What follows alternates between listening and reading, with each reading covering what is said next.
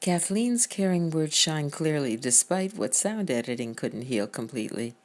If you're even thinking of adopting a cat or one or two more cats, listen to what Kathleen has to say about loving and living with 16. Hello, Kathleen. Hello. Tell me about certain cats in your house you want to highlight. Okay, well, Maybe not 16. My Marmalade is one who was brought back to the shelter because he was shedding.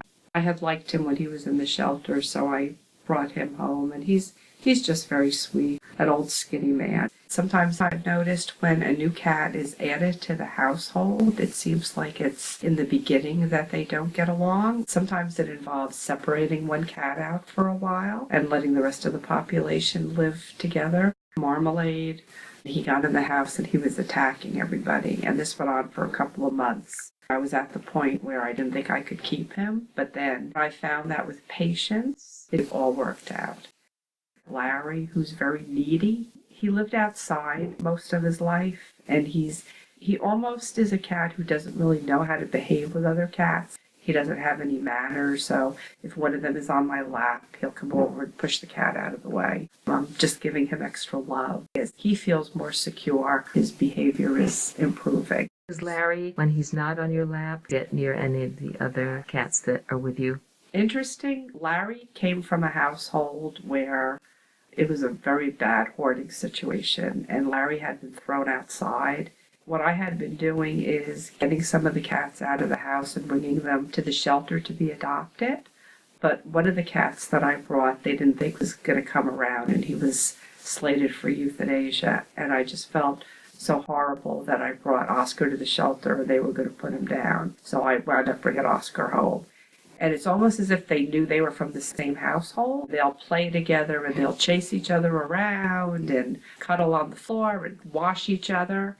Larry and Oscar are the best buds. You didn't intend to have so many cats. So how did this all come about? It all started back when my dad died in 1991.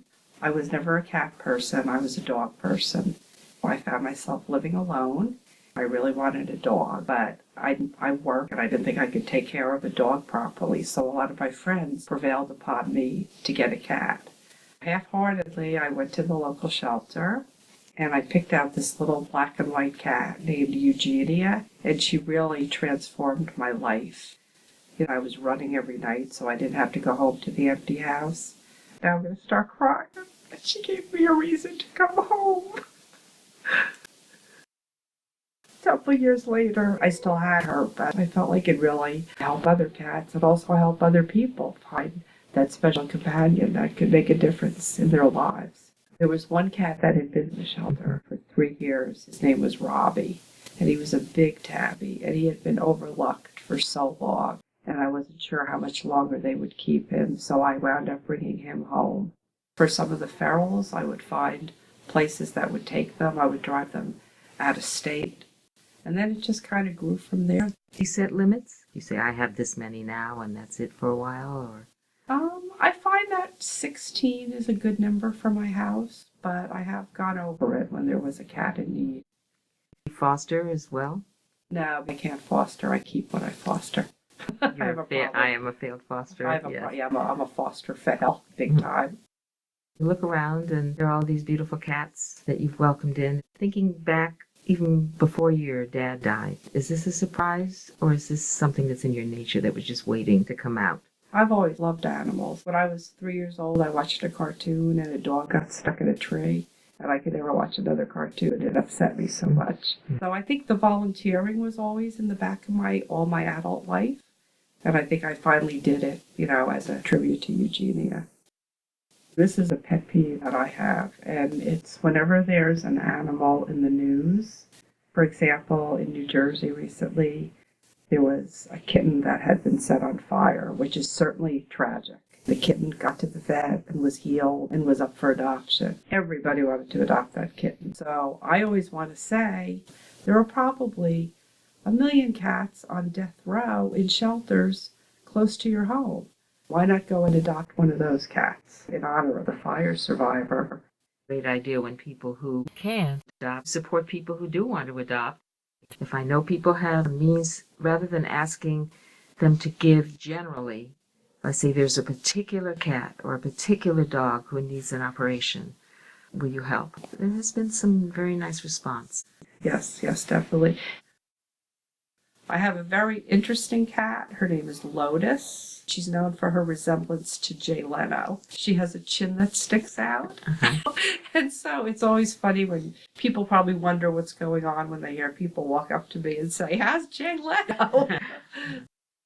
Any cat hair tips? Just vacuum thoroughly. You know, if you just keep up with it, then it's not so bad. It's all indoor cats? Yes, all indoors. Yes, all completely indoors. I put sheets on the furniture. When I have people over, I just take the sheets off so people have a place to sit. It's all a part of what cat ownership is, and I love them, and I accept that. Is there anything else you would like to say? I want to mention Coco. She's a beautiful tabby Siamese mix. Blue eyes. She's FIV positive. I just really want to encourage people not to be afraid of a special needs cat. I also have a blind cat named Lucy. Coco, I adopted in 2005, and she's still going strong, the FIV cat. She's symptomless. I just have to be very careful with her because her immune system's compromised. At the first sign of any cold or respiratory disease, I have to get her right to the vet, which I do. Special needs cats can be wonderful. It's a really good feeling to give a special needs cat a home. Some people walk into a shelter and they say, "I want to adopt the oldest, ugliest dog or cat, sickest one who has been here the longest." That's when the you're a cat I shelter want. volunteer, you just love people like that. My Mia Shine was diagnosed with a mouth tumor in March of 2012. I was told she would live for 3 months, and she is still with me. The tumor grew back. She had laser surgery, and she just had laser surgery again. She's going strong, and they think that she'll have at least another 6 months. This past couple of weeks before the surgery were awful because this thing was just growing in her mouth. But the spirit this little cat had, she would, still jump up on the bed in the morning, jump up in the cat tree. She was eating. She didn't lose any weight. She's really tiny. She only weighs 9 pounds. My little miracle. Tell me more about the blind cat. A shelter volunteer's mom died, and when he was cleaning out her house, he noticed that there were cats living on the property. He didn't want to take them to the shelter, and he was a great volunteer, so I took her as a tribute to his mom, my little Lucy. My cat Pippin she's kind of like her guard dog. They're really bonded. And I've noticed sometimes when she's walking around the house, he'll be in front of her and she'll be really close to him. Well, it sounds like being a cat in your house is a good place to be. I hope so. Yeah. Hello, I'm Maggie Davis.